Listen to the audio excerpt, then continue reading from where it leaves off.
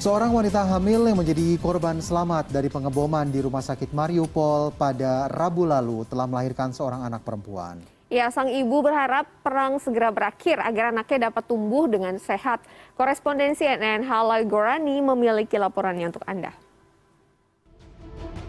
Ini adalah Mariana Virshegirskaya, sedang hamil dan melarikan diri dari reruntuhan gedung rumah sakit bersalin Mariupol yang baru dibom. Dan ini Mariana Virshegirskaya beberapa hari kemudian di sebuah rumah sakit lain bersama bayi perempuannya bernama Veronika.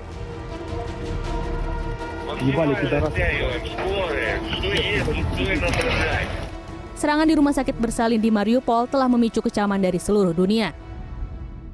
Foto ibu hamil yang sedang diselamatkan dari serangan menghiasi halaman media di mana-mana. Gambar tersebut diambil pada Rabu lalu ketika Rusia melancarkan serangan udara pada rumah sakit itu. 17 orang terluka, termasuk anak-anak, wanita, dan dokter. 3 orang meninggal, diantaranya seorang anak-anak. Menteri Luar Negeri Rusia Sergei Lavrov tanpa bukti mengklaim rumah sakit itu menjadi markas pasukan Ukraina. Ini bukan pertama kalinya fasilitas kesehatan diserang. WHO menyebutkan ada 24 serangan terpisah Rusia pada rumah sakit di Ukraina. Meski memulai kehidupan yang cukup berat, Veronika lahir di rumah sakit lain ketika Mariana dievakuasi. Keluarga tidak memberitahukan lokasi mereka sebagai alasan keamanan. Veronika terlahir sehat dengan berat sekitar 3 kg. Tidak ada listrik di rumah sakit dan suhu di luar di bawah 5 derajat Celcius. Dia berharap kondisinya segera membaik agar bayinya tetap sehat. Seorang anak lahir di sebuah dunia yang berbahaya. Keberadaannya dalam perang kali ini merupakan sebuah tantangan. Halal Gorani, Lviv, Ukraina. Serangan Rusia masih menghujani berbagai wilayah di Ukraina pada Minggu 13 Maret. Rudal Rusia menerjang fasilitas militer besar Ukraina hingga menewaskan 35 orang dan ratusan terluka. Ya, adapun kondisi kota Irpin yang rusak parah hingga terpaksa harus tinggalkan warganya sudah tampak seperti kotak mati.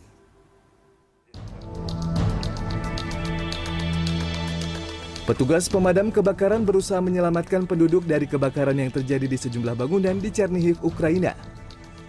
Kebakaran terjadi karena serangan dari Rusia yang menghantam pada Minggu 13 Maret. Kompleks yang masih baru dibangun ini mengalami kerusakan parah, meninggalkan sejumlah puing-puing yang berserakan. Di Ukraina Timur termasuk wilayah ini, pasukan Rusia masih terus bergerak berusaha menyerang pasukan Ukraina. Pada hari yang sama, warga sipil mencoba melarikan diri dari kota Irpin saat serangan udara Rusia menghantam kota tersebut. Deretan mobil hangus, bangunan-bangunan rusak, dan jalanan mulai sepi ditinggalkan warganya mengungsi. Две соседние квартиры просто. У нас живут мародеры. Мародеры там уже. От них уехали. Да. Ну, короче, страшно. Очень страшно, очень. Вот эти люди, что нас бомбят, пусть их тоже вот так. Dengan jalan dan jembatan di seluruh kota yang rusak parah, para tentara dan sukarelawan turut membantu orang tua hingga anak-anak untuk berjalan menyeberangi sungai menuju tempat lebih aman.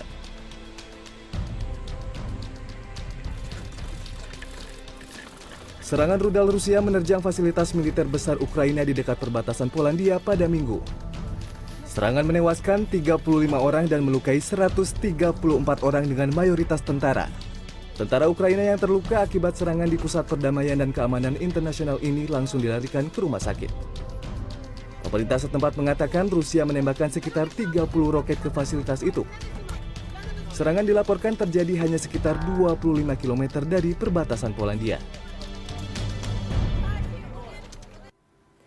Terjebak di medan perang tak menyurutkan asa dan senyuman seorang pemuda Ukraina bernama Teimur Alif. Bersama dengan sejumlah relawan, Teimur membagikan kebutuhan pokok dan menghibur warga lainnya yang berada di kota Kharkiv. Ya, pemandangan serupa juga terlihat di Odessa ketika Teater Akademi Nasional mengadakan aksi damai.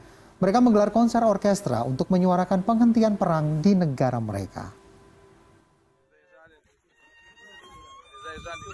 Di tengah masa sulit, Teimur Alif, warga kota Kharkiv, Ukraina, masih mampu membagikan kebahagiaan bagi orang-orang di sekitarnya yang menjadi korban serangan militer. Musikus berusia 23 tahun ini memilih tinggal di kampung halamannya untuk membantu mereka yang terjebak atau harus tinggal di medan perang ini.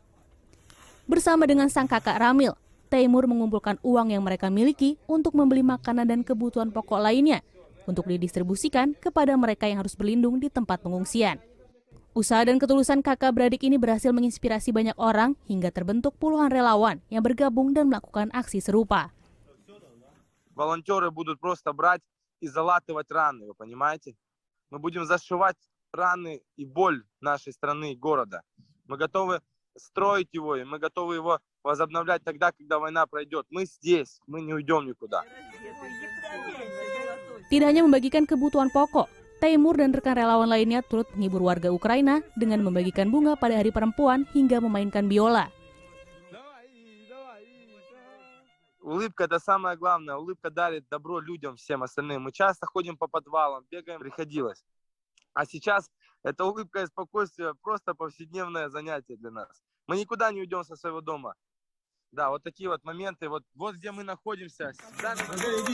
Это красота! Teimur juga menyatakan saat ini banyak warga dari berbagai negara mengirimkan donasi dalam bentuk uang. Namun perang yang terjadi membuat warga setempat sulit menarik uang tunai dari bank. Ia berharap donasi dapat diberikan dalam bentuk makanan bagi para warga Ukraina yang masih bertahan.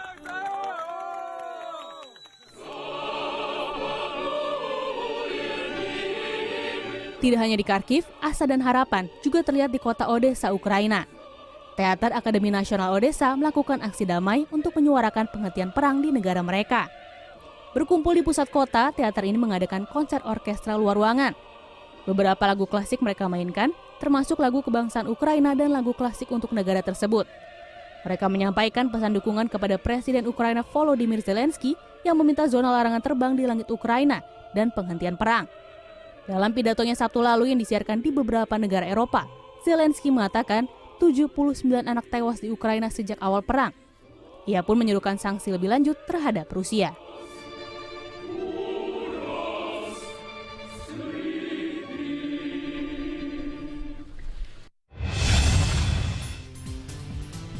Pecinta kuliner es tetap di Good Morning. Karena usai jeda kami akan kembali dengan aneka es yang penuh warna. Tetap bersama kami.